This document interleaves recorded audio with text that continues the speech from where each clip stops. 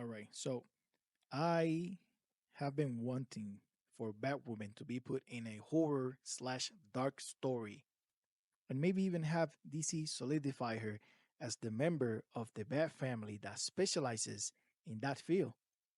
If I could have it my way, I would have a new run of Justice League Dark or something similar to that, and have Kate Kane as the detective of the group. Batwoman's lore has been closely tied to the supernatural since the beginning, since her debut story. First time we saw her in action, she was fighting werewolves and other beasts controlled by Whisper, the people that worked for Etrigan, and they were religious zealots devoted to the religion of crime. Then you had Rene Montoya and Victor Sage, all a new question, uncover a conspiracy to destroy the world, surprise, by an organization called the Religion of Crime.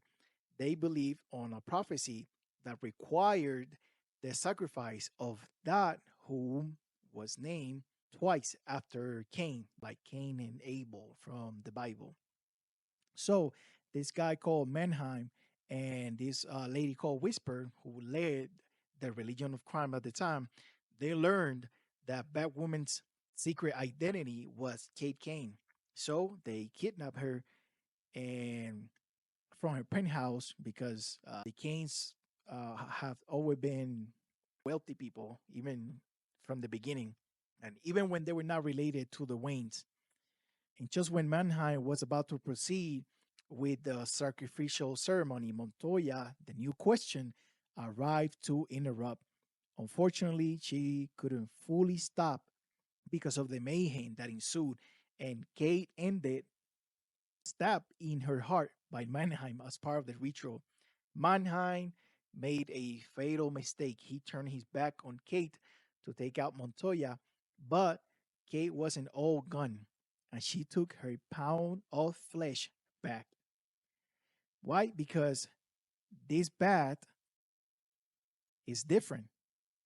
This bat kills. Then, following this, we have the brilliant story called Elegy from Detective Comics by Greg Rucka and J.H. Williams, which brought back the religion of crime with all their men wolves and beasts, and a new leader called Alice.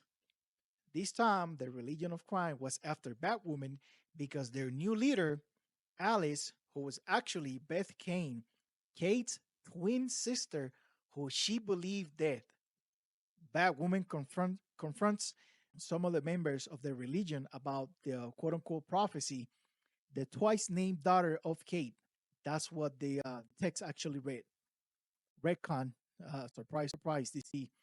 It was always about her and her lost sister. Twice named, it wasn't after Cain and Abel, it was Beth Kane and Kate Kane. Then, after the Flashpoint event that resets the DC universe, Batwoman was given her first solo run. Batwoman from the New 52 era. This run started with a bang. The first arc, called Hydrology, introduced the Weeping Woman, also known as La Llorona. If you ask people back home, Hispanic folklore, she was an evil water ghost. She's not a Pokemon. All right, settle down. An evil water ghost that was terrorizing Gotham by disappearing children.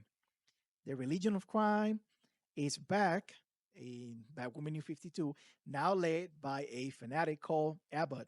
And they are in a turf war with another gang called Medusa. They are just as bad as the religion of crime. Medusa's leader, Mero or Maro, she has the ability to bring to life folktale monsters. If anyone believes in the tales, she can make it a reality. Like, for example, she made the Weeping Woman reality. Another example was Killer Croc. Medusa, as and Maro specifically, knew there were folk tales in Gotham about mutant reptiles living in the sewers. Basically, Killer Croc went from just a regular rogue that was mutated into walking alligator into an actual sewer folktale monster. He grew taller. He actually grew a whole mouth like an alligator. It was great. But by the third arc in this Batwoman New 52 run called World's Finest, Batwoman teamed up with Wonder Woman to fight both sides of the war. Coincidentally, Kay took on the religion of crime in Gotham, and Diana took on Medusa somewhere presumably in Greece. I don't know what they were doing over there. It's just what we are told. In the end, the war takes over Gotham. Havoc all over the streets with Medusa, gang members running around, religion of crime monsters killing civilians all over the place, and an actual Hydra beast, like a giant Hydra beast from Greek mythology, wrecking everything in its path. Batwoman did her thing on the ground, and she managed to fight between both cults, minimize the casualties, I guess. And Wonder Woman did the impossible by taking down the Hydra beast by herself. This was a messy battle, but the world's finest managed to save the day. Later on, Batwoman New 52, we have the introduction to new supernatural characters when Batwoman was pursuing the wolf spider into this unnamed holding facility, and Wolf Spider released a bunch of monsters on Batwoman. You had Green Fairy, Lamprey, another guy called Scatter, which basically a version of Clayface but with roaches. Try not to have nightmares about that. And finally, the prisoners that was released that day was a lady known as Nocturna. Nocturna is a vampire lady who takes a special interest in Batwoman, not only because of the cowl and the cape, but the woman behind it. This story had a side quest type of development during the Futures End event that apparently nobody liked. After Batwoman was bit by Nocturna, she turned into an actual vampire, and it took her own twin sister Alice to stop her. But like I said, this story was just an alternate ending, which is what Futures End ended up being. Nobody took that seriously, I guess. Now, the last arc of Batwoman New 52, issues 35 to 40 in the second annual issue, you have an insane story that gets called back in a way on the cover of Outsiders number 5. This was the time when Batwoman had her own version of a Justice League Dark. This group was called the Unknowns. The members of this team were Jason Blood, aka Etrigan the Demon, Basil Carlo, aka Clayface, Rory Reagan, aka Rackman, and Elizabeth Kane, or Beth Kane, who was going at the time as Red Alice. This ragtag group came together by what you may call fate. The gist of the story was that Morgan Le Fay from Camelot, a sworn enemy of Etrigan. By the way, all of that can be found in the Demon Comics by Jack Kirby. Shout out to the King of Comics. Morgan had a cult plotting her return, and they double crossed Clayface to resurrect her.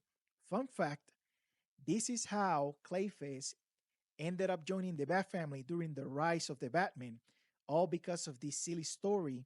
Basil Carlo got a shot off at redemption. Just a quick fun fact there. Anyways, Red Alice was the last one to join the team, and they ended up having a crazy but epic fight against Morgan Le Fay and her forces. The battle spilled all over, and when I say all over, I mean all over. It went from Gotham to outer space. Yes, you heard that right, outer space, and finally Camelot, where it all began in the Demon Comic by Jack Kirby. Like I said, by the end, the Unknowns saved the world. The final story I want to mention is Gotham City Monsters by Stephen Orlando and Amenke Naholpan. I'm pretty sure I butchered that name. After Shade was dismantled by Leviathan, Frankenstein found himself free to go after Melmoth, some villain that Shade was after that they could never get, basically. Clearly, if Frankenstein is going after you, you are the worst of the worst. There's no other way to say that. So this story takes place in Monster Town, this little neighborhood in the outskirts of Gotham City. Frankenstein recruits to his crusade a bunch of monsters from Gotham's finest. Like I said, you got Andrew Bennett, aka I Vampire. You got Lady Clayface, Killer Croc, Orca, and Red Phantom. When they went after Melmoth, he had in his possession the Bible of Crime. So the monster decides to recruit one more person for his crusade, one who knows the Bible of Crime from personal experience. And you guessed it, that person was Batwoman. I mean, she literally got stabbed in the heart by some zealots who believe in this book. So, you know, perfect casting. Batwoman eagerly joins the team. She has more empathy for this group of people than your normal vigilante. Not only that, but she fits right in with monsters, vampires, and such. This has a pretty epic climax when Malmoth, that's a crazy name for a villain, it's already getting to me. When Malmoth summons the Universal Monsters to fight the Gotham City Monsters, the original Frankenstein, the Mummy, the Universal Monsters. After fighting their doppelgangers, the fight moves to Slaughter Swamp. Slaughter Swamp from Swamp Thing. The Green and Constantine and all of that, that's apparently in Gotham as well. Malmoth's plan was to destroy the multiverse unknowingly because every time a villain wants to cross over something in the multiverse, they will destroy it somehow, not knowing that that is the end result. But anyway, but yeah, the Gotham City monsters saved the day, or rather, the entire multiverse alongside the Batwoman.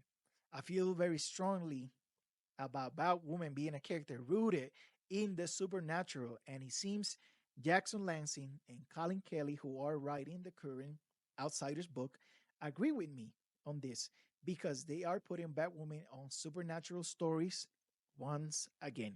Want to thank you for watching. If you stay this long, might as well give me a like and follow. And if you have any other stories that involve Batwoman being in supernatural scenarios or situations or fights, please let me know in the comments. I would love to read them and follow up on that. Thank you for watching. Have a blessed day. And remember to read more comics.